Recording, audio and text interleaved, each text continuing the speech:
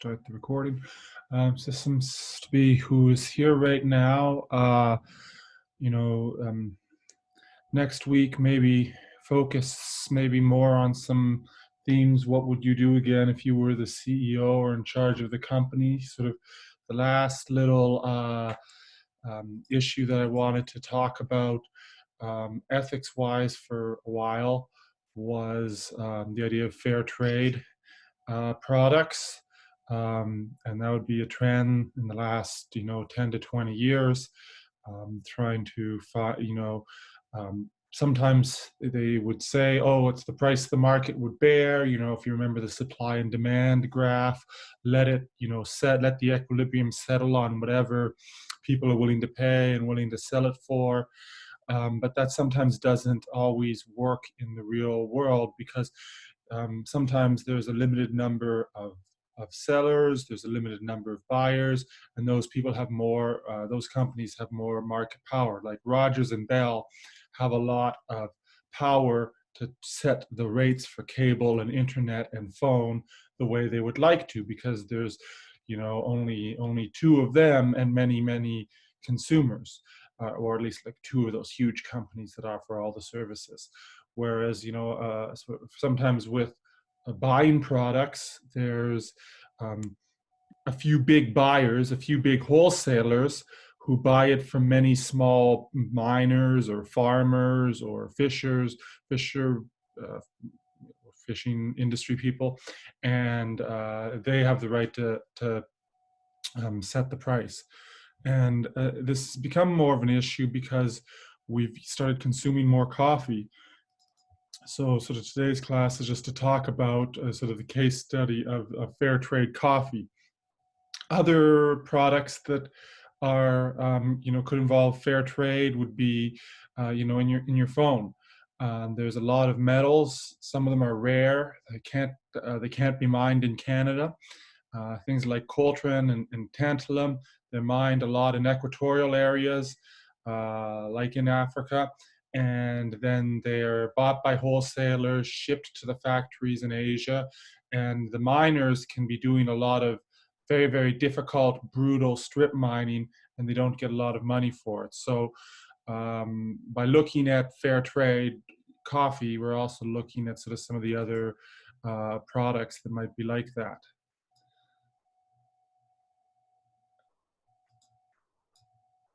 And so, you want to be able to understand what fair trade is as a definition, and then what it means to you.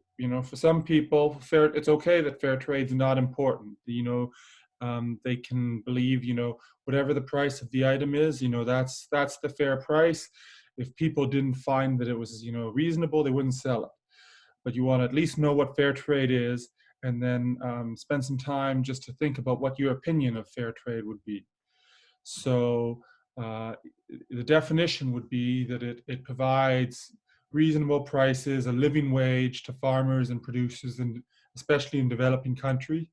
It creates greater trade, because when we spend that $3.10 at Starbucks, more and more of that $3.10 goes to the people who did the work growing the coffee, and not just the company in North America.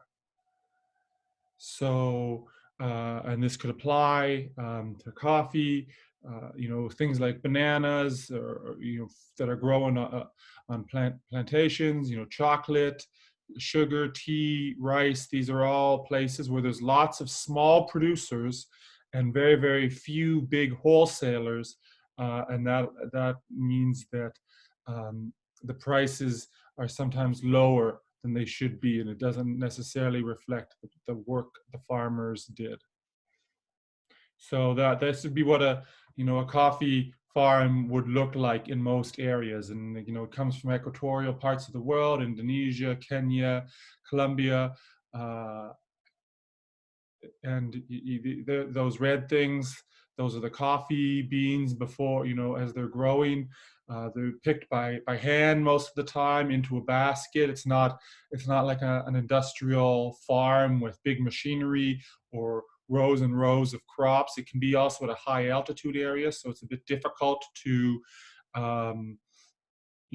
get there. So it's not like there's these huge coffee farms. It tends to be, a bunch of very, very small farmers like this guy. And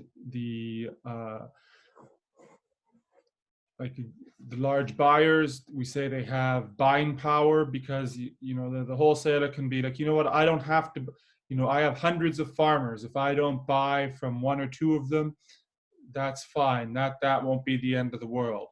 I'll keep negotiating till I find enough people willing to meet my price.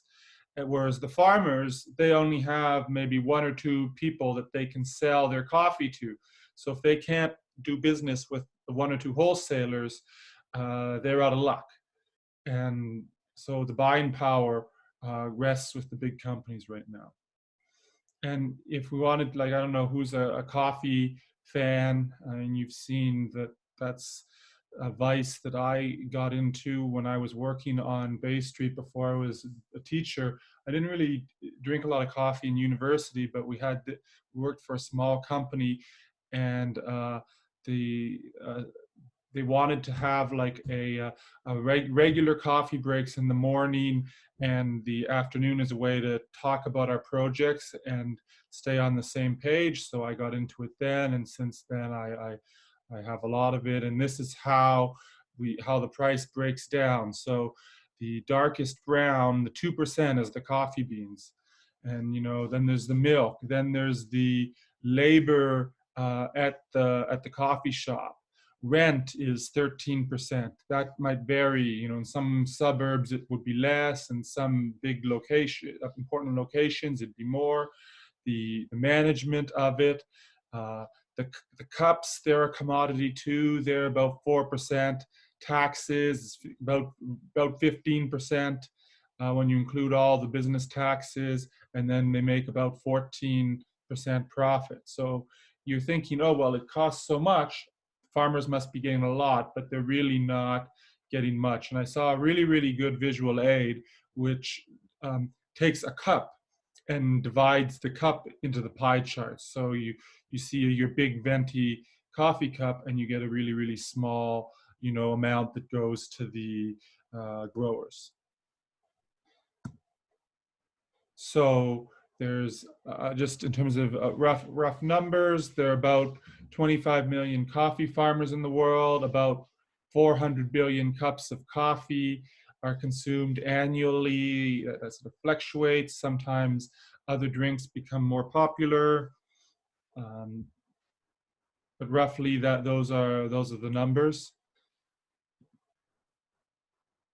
And small family farmers grow 50% of the world coffee. So those would be like a farmer and their children, siblings that own it, something, very, very small, non-mechanized, done by hand. Like you'll see them going through, picking those red coffee, I think they're called cherries, and putting them into the basket. And then a lot of it in East Africa is very overcrowded, which makes the farming even more difficult. Let's make sure I get all those. So again, here's another, you can see in Rwanda how the coffee farm looks with all that terrain, that altitude. It's hard, like it's not conducive, economies of scale, if you remember that term. If not, it's a good term to know. Economy of scale, as you start to produce more of something, it's cheaper. So if we were to look at a Canadian wheat farmer, and they doubled the size of their farm, and then they bought a big like wheat cutting machine, that would lower their costs. And then they maybe were bought a bigger mill to grind it, or they would lower their costs. But if you're one person working on the side of a mountain, it's really hard to take advantage of those cost-saving opportunities that come from being bigger, which are known as economies of scale. So that's where the coffee would be coming from. And it's plunged over the years. And in Ethiopia, there's a drug called chat. So that term there that's spelled Khat is pronounced chat. It's sort of like a marijuana that is grown in equatorial areas. And what's been happening, because the price of coffee has gone down. Now you're saying, well, I'm paying more for coffee every year. Well, the price the farmer is receiving is going down. So a lot of them have switched to growing chat, not because they want to be drug dealers, but because it just provides a much higher wage than coffee does. So what becomes the alternative?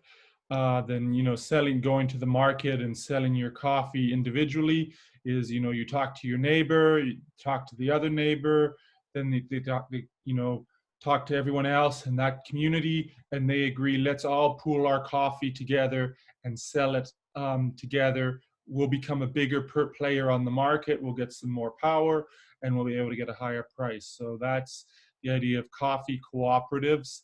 And they get together and they stick together. I think to loop back to the news, there's a lot of people I haven't let in. To loop back to the news, right? You might have heard some of the governors saying, when they were talking about protective equipment or ventilators or masks or tests, that they were bidding against other states.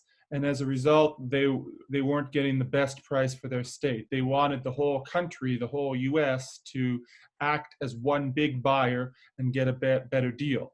So this would be why the coffee growers would want to get together, to be one big company that's selling coffee as a group. Rather than each person bidding against each other and undercutting themselves, they form that cooperative, and that gives them a lot more power.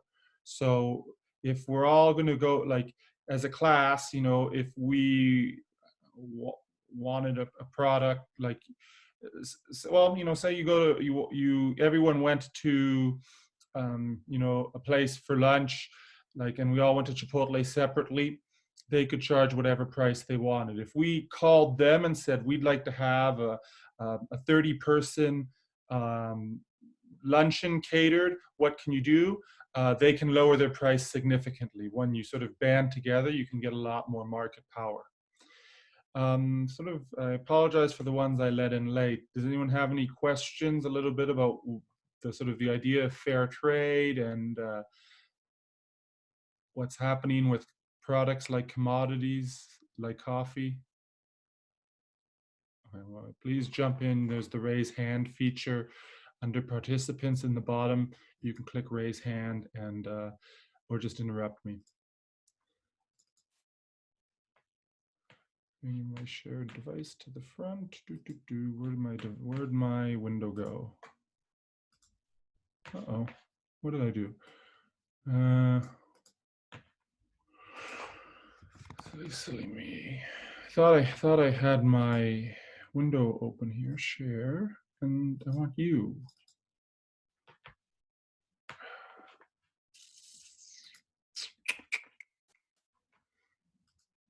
Oh, there we go. Okay, so one of the solutions is they try to be cooperatives. And then the cooperatives, they get a higher price, and it's become bigger. I know this chart's a little old. I haven't found one that's entirely up to date yet, and one that shows the growth as neatly as this little table does. So I've still kept this one, but the idea is fair trade coffee. People are aware of it. They see fair trade clothing, they see fair trade cell phones, and they're willing to buy it. So just to compare the difference between the 2 cups of coffee, and the 2% went to the farmers in the original case, and now instead of it being, say 3 cents off a no-name cup of coffee, it's going to be 15 cents. And these visual aids, they're not updated every single year. So it's probably now 20 cents goes to the farmer in fair trade coffee, which again is a big difference. The co-op would be the community organization, that would go to sustainability, making sure, helping the community. They would just go to their marketing efforts. They do have to have some staff to sort of negotiate with the buyers from the coffee company. They do have to have some warehouses. There is some cost to being in a co-op, and then the retailers still get their share. But the idea is that under fair trade coffee, if you can see here, much more of the cost of the price of the coffee goes to the people doing all the work in that mountainous area.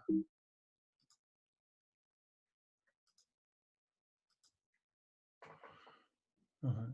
So, if you wanted to watch a sort of short documentary, there's one in this presentation that it's about 20, 30 minutes, sort of speaks to people. You can hear the farmers in their own words talk about this, but I won't show it right now. And again, it just goes to reinforce that it's a very, very difficult existence to be farming in that area, and when they don't get a lot of money, it just makes the hardship worse. So fair trade is one way, and then they take you to the coffee co-op, where someone's showing how they're bagging their coffee together, how they're promoting their coffee. It gives them the opportunity to market it as like, hey, this is the best coffee in the world. This is the richest tasting coffee in the world. That's something you can watch later on, and you can see that they're just like real people. So where are some of the fair trade coffee places? Well, it's a lot of it is in Eastern Africa right now, and that was an area where, as we mentioned, there was 50% of the small families were doing the farming, and not as much in Asia, but in Africa and a little bit of um, sort of South America. So if you see that something's fair trade certified, meets a set of standards, uh, it means that it's not going to destroy the environment afterwards. If anyone's looked at sort of our assessment of learning for ethics, if you're choosing to do it and you look at the smartphone metal mine after they're finished, it's a total disaster. It's a strip mine. The area is completely polluted and destroyed. Fair trade also means that it's sustainability, so you can keep growing coffee in that location year after year. Reasons people might buy it is they want to they don't want to just consume. They want to do something positive with their money as well. And yeah, so Living with Coffee is the name of the documentary. There's also one called Black Gold, which is a little bit longer, that goes through some of the issues, and it's again puts a face on your cup of coffee, because you go in to the Starbucks at Erskine and Young, you see Mo and Jason and some of the staff members there, but you don't see the people who are growing it behind you. So it helps put a face to it. So just some other terms that relate to fair trade. If something is big enough that they're a monopoly, or that they can buy enough of the commodity that they can set the price, we would say they are a price maker. So some of those big grocery stores in Canada, they're going to have a bit of the effect of a price maker. Something like the keg is going to be buying enough meat that they're going to be, have the opportunity to set the price that they want. Profit margin, just as a reminder, is what's left over from sales after all the costs have been paid, usually often expressed as a percentage of price. So if you remember, the profit margin for coffee in a normal situation is about 14 to 15%. It's higher on some of the fancier drinks, but on a basic cup of coffee, it's about 14, 15%. And then usually when something starts locally and becomes a bigger movement, it would be a grassroots movement. So the fair trade would be um, something that the farmers started. And as more people became aware, they chose that product. There's a fair trade warehouse. You can see it's a little more organized than that single farm was. We have the bags of coffee that have been graded here, but it's still not like a huge warehouse that's automated. It's a bit bigger, but it's not, not totally huge and industrialized yet. And those are some of the sources that I was using to sort of put this presentation together to give you an idea about that. So with fair trade, that can be something, um, no one's going to make you use fair trade products, but it can be something that helps the company stand out. Has anyone, bought any products that they can recall were certified as fair trade? You want to just say it or put it in the chat window?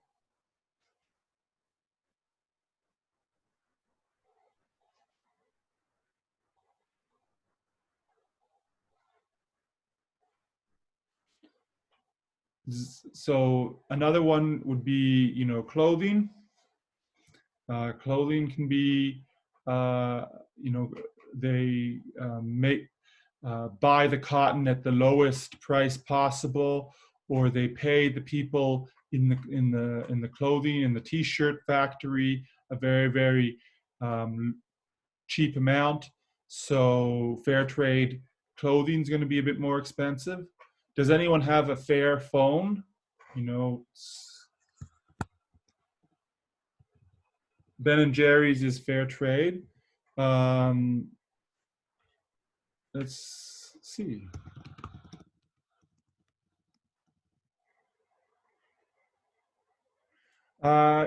Yeah. So they are fair trade, and so again, there's lots of little dairy farmers in the world, and a big producer like Ben and Jerry's could be a price maker, but part of their um,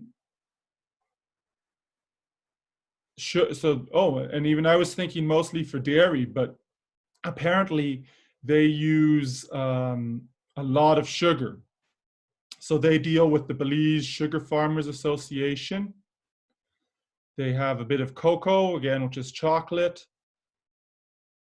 and a bit of bananas. So yeah, so Ben and Jerry's is fair trade.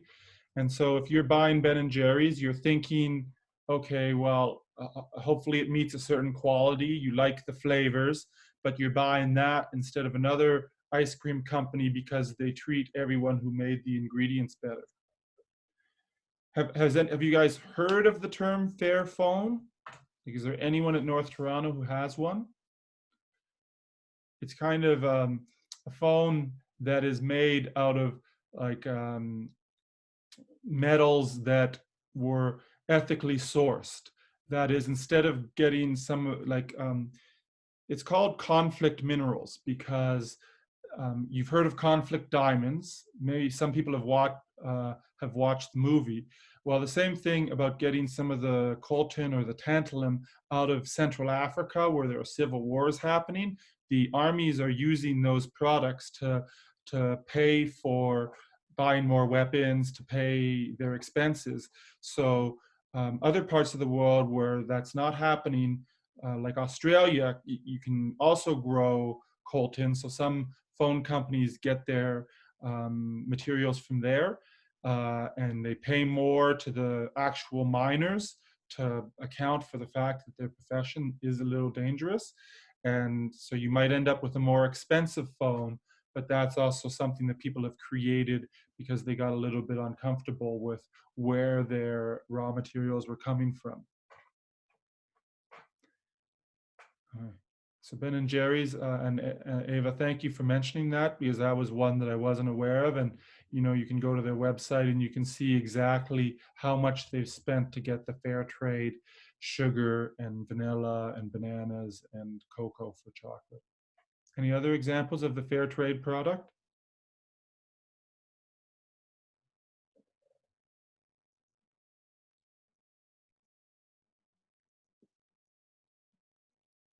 None.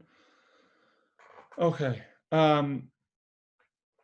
So just in terms of the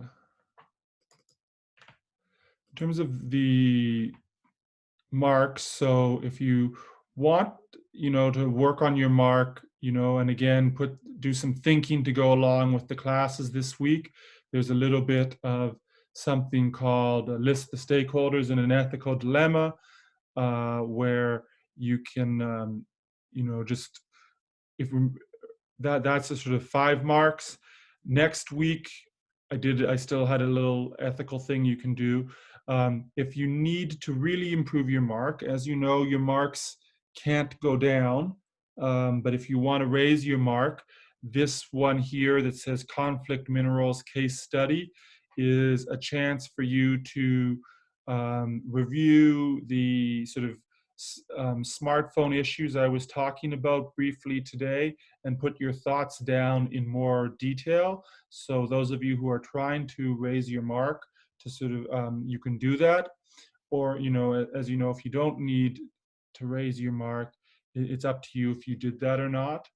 Um, and I've been pretty happy with how you've been doing, checking in by doing those little micro tasks. So maybe I'd encourage you all to sort of, do this, read about the Amazon case or watch the video, and then write down who are the people connected to it.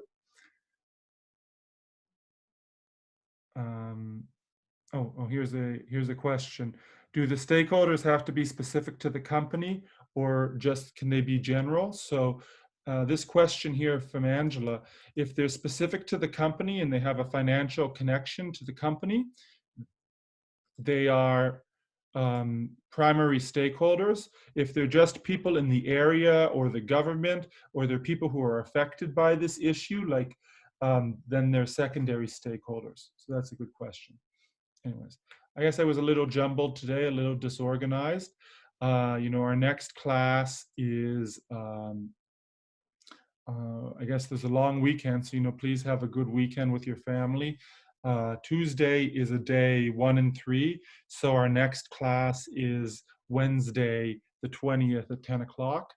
I'll stay here if anyone has any questions or would like me to go over any of the terms that I might have rushed through today. And otherwise, thank you for joining us, and have a very good weekend.